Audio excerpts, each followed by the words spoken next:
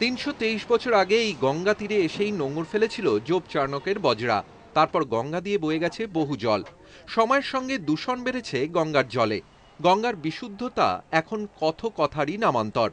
বরং বহু গবেষণায় বড় বড় হয়ে উঠেছে গঙ্গা দূষণ। সম্প্রতি গঙ্গা দূষণ নিয়ে ইন্ডিয়ান কাউন্সিল অব মেডিকেল রিসার্চের গবেষণায় দেখা গেছে, হরিদ্বার থেকে এ রাজ্যের সাগর পর্যন্ত গঙ্গা নদীর তীরে বসবাসকারী মানুষের মধ্যে ক্যান্সার রোগের প্রাদুর্ভাব বেড়েছে। এক্ষেত্রে বিশ্বে ভারতের স্থান ২ নম্বরে। এই গবেষণাকে অনুসরণ করে আরও বিস্তারিত পরীক্ষা নিরীক্ষা চালায় কলকাতার Netaji Subhash cancer research institute.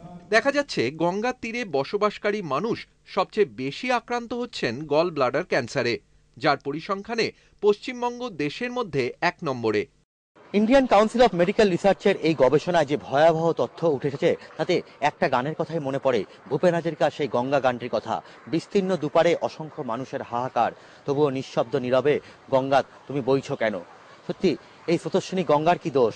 গঙ্গাকে যেভাবে প্রতিনিয়ত দূষিত করা হচ্ছে, তার জন্যই এই মারণ রোগ ক্যান্সার এরকম মারাত্মক আকার ধারণ করছে পশ্চিমবঙ্গ সহ সারা উত্তর ভারত জুড়ে। যে সমস্ত ক্যান্সার 2007 সাল থেকে 11 সালের মধ্যে এখানে এসছে প্রায় 10,000 ক্যান্সার রোগী, তাদের একটা অ্যানালিসিস করে হসপিটাল বেস ক্যান্সার রেজিস্ট্রি থেকে আমরা দেখতে পেরেছি আমাদের গাঙ্গেয় পশ্চিমবঙ্গ মানে মালদা, মুর্শিদাবাদ, নদিয়া, বর্ধমান, হুগলি, হাওড়া, 24 পরগনা, এই গাঙ্গেয় তীরবর্তী অঞ্চলে যে ক্যান্সার, এমনি ক্যান্সার তো বেশি, গল ব্লাডারটা কিন্তু সারা ভারতবর্ষের মধ্যে সবচেয়ে বেশি আমাদের পশ্চিমবঙ্গে।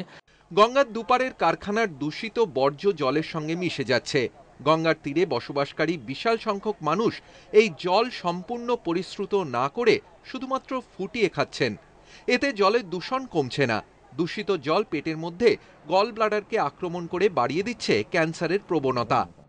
রাজ্যে প্রতি ১০০ জন ক্যান্সার আক্রান্ত পুরুষের মধ্যে ৮ জনই গল ব্লাডার ক্যান্সারে ভুগছেন। মহিলাদের ক্ষেত্রে শতকে সংখ্যাটা ১১। সাধারণভাবে যে ক্যান্সারটা গঙ্গায় যে সমস্ত ইন্ডাস্ট্রিয়াল এলাকা দিয়ে আসে, heavy metal, molybdenum, zinc, mercury, এই যে হেভি মেটালগুলো সমস্ত জলের মধ্যে মিশে থাকে এবং সাধারণভাবে এগুলোকে গঙ্গার জলকে যেমন পলতাতে করা হয়, পরিশুদ্ধ করে সাপ্লাই করা হয়। গাঙ্গেয় তীরবর্তী অঞ্চলে দেখা গেছে হয়তো প্লেন হয়তো ফুটিয়ে তাকে খেয়ে ফেলেন আর কি, তার জন্য হেভি মেটাল যে পয়জনিং, সেটাই কিন্তু ক্যান্সারের সমস্ত বড় কারণ।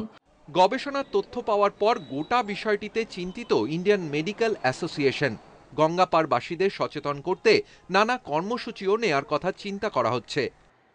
কমন পাবলিককে অ্যাওয়্যার করতে হবে। কমন পাবলিককে কারা অ্যাওয়্যার করবে? সেখানকার লোকাল ডাক্তার। সেই লোকাল ডাক্তারদের অ্যাওয়্যার করবে আমাদের সেই লোকাল জায়গার আইএমএর ব্রাঞ্চগুলো। সেই জন্য আমরা সারা বাংলার ১৬২টা লোকাল ব্রাঞ্চকে ইতিমধ্যে ইনফরমেশন দেওয়া শুরু করেছি অফিসিয়ালি। আমরা আর খুব শীঘ্র সারা বাংলার বিভিন্ন প্রান্তে থ্রু আওয়ার লোকাল ব্রাঞ্চ আমরা এই মাস অ্যাওয়ারনেস, জনসচেতনতা প্রোগ্রামটা শুরু।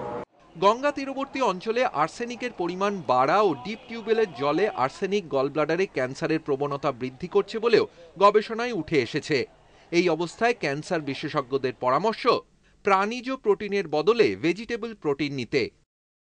এছাড়াও দিনে বিশুদ্ধ ৩ লিটার জল পান ও কমপক্ষে ৩০ মিনিট শারীরিক কসরত। এতে গলব্লাডার ক্যান্সারের প্রবণতা কমবে বলেই তাদের দাবি।